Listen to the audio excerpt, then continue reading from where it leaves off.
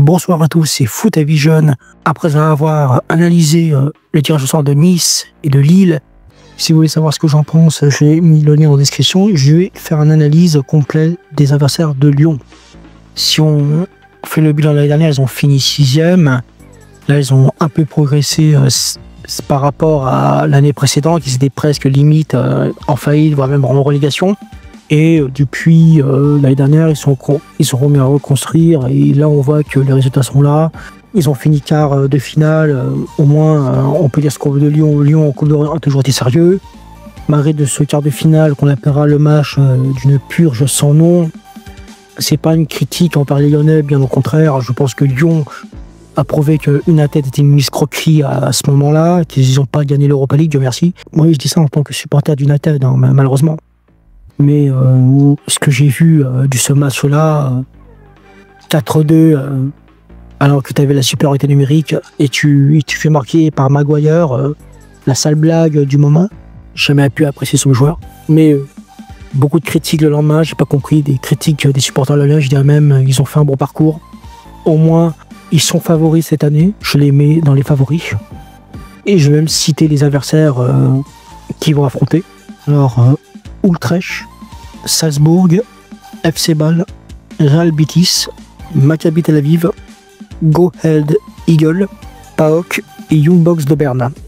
Pour moi, cette saison, Lyon doit être un prétendant au titre de Ligue 1. Finir dans les 3 premiers, ce serait déjà un objectif magnifique. Et non 4e, parce que pour moi, c'est une place maudite pour le tour préliminaire.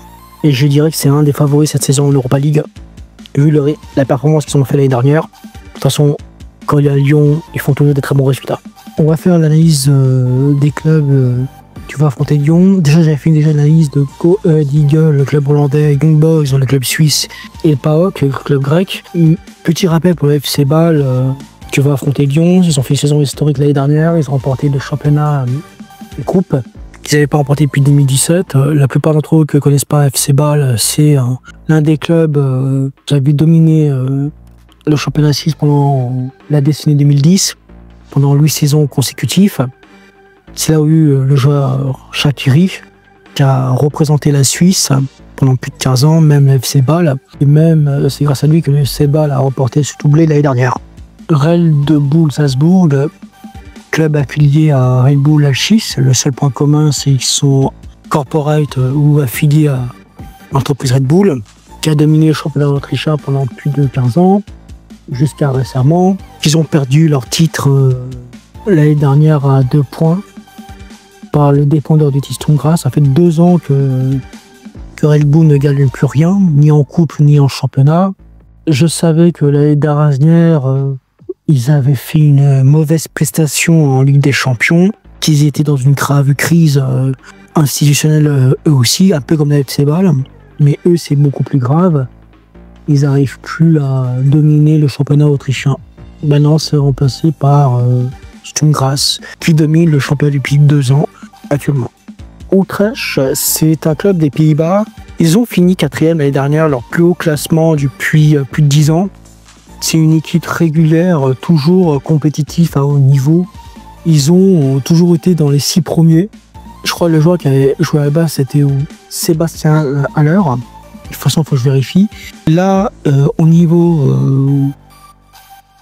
d'Europa League cette saison, ils ont battu le Sheriff Tiraspol, qui a été en phase de groupe il y a des années de ça en Ligue des Champions, le Servette, club suisse, et le Zrinjski Mostar, club bosnien. J'ai du mal à l'employer. Désolé si j'écorche votre nom, club les Bosniens. Autant vous dire que la saison a commencé très tôt chez eux. Ils ont fait plus de matchs cette saison, ils ont au moins une quinzaine. Et en championnat, ça va pas du tout actuellement. Maccabi Tel Aviv, club israélien, le plus titré depuis le championnat d'Israël. Double tenant des titres 2024-2025. Toujours un club qui a toujours une plaie en compétition européenne depuis pas mal d'années. Là, la chose qui est surprenante chez Maccabi Tel Aviv, c'est que ils ont éliminé Dynamo Kiev en barrage. Là, c'est un exploit que je m'attendais pas à ça. C'est la chose la plus surprenante qui ait jamais eu. Au moins, sur ce match-là, contre Maccabi, Lyon est favori. Real Betis, le dernier adversaire de Lyon, ils ont fini 6e l'année dernière, derrière les gros comme le Barça, le Real, l'Atlético et l'Athletic Bilbao. Ils sont pas bons du tout en ce moment, ils vont pas fort. Alors je regardais les matchs au championnat, c'est une seule victoire en seulement 4 matchs. Ils ont perdu contre des petits clubs, ils ont fini contre Elche. Et le Real Betis, je ne les vois pas forcément gagner contre Lyon. Lyon est favori sur ce match-là. On a cité tous les adversaires de Lyon. Logiquement, Lyon est favori sur les matchs. De ne pas avoir trop de surprises, pas finir dans les premiers. Après, ça tout dépend. On peut avoir des surprises en Europa League. Moi, c'est une compétition qui me fait plus rêver que la Ligue des Champions. Pourquoi? Parce que j'aime bien cette Europa League. C'est assez très équilibré au niveau des clubs européens. Il y a un peu de tout.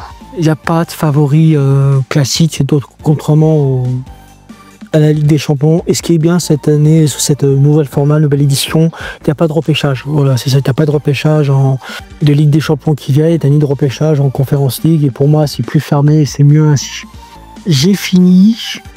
Après, on va synthétiser les tirages au sort de Lille, Lyon et de Nice en un seul mot. Lille et Lyon sont épargnés. Nice, ça va être compliqué. La prochaine fois sera sur le tirage au sort de la Ligue des Champions. Abonnez-vous, partagez, commentez, dites-moi votre avis, ça m'intéresse. Et on se voit la prochaine. Merci, au revoir.